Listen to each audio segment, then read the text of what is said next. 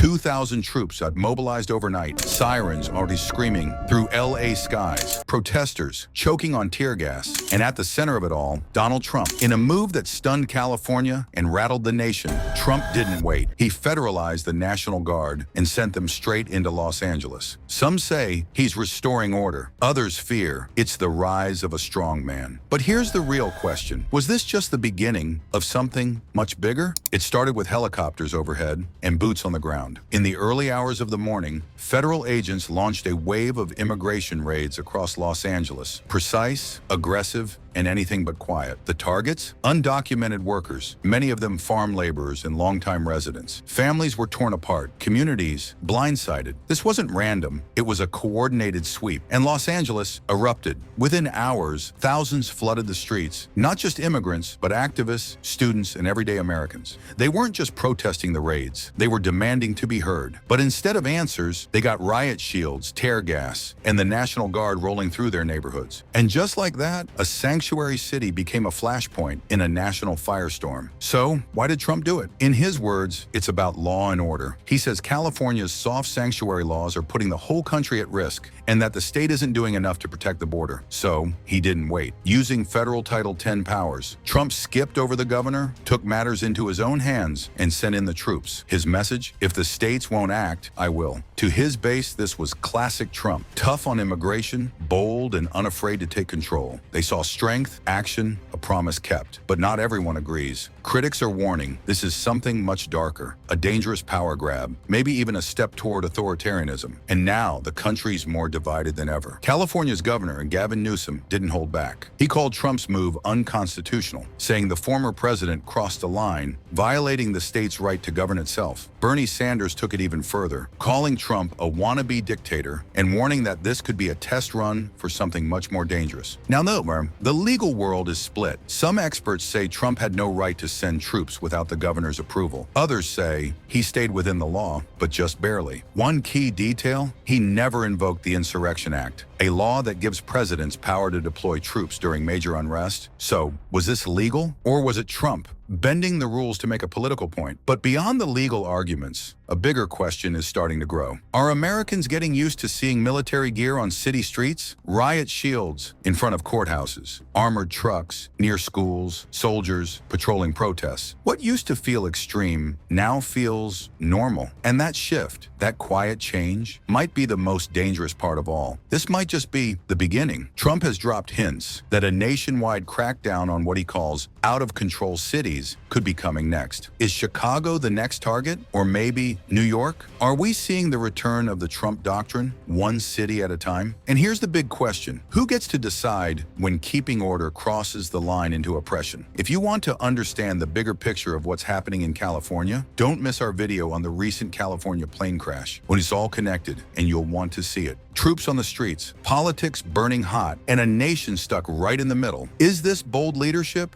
or the start of something we might all regret? Hit subscribe to Unblinks for more raw, uncensored stories you won't hear anywhere else. And drop a comment below. Is Trump protecting America or just making the divide worse?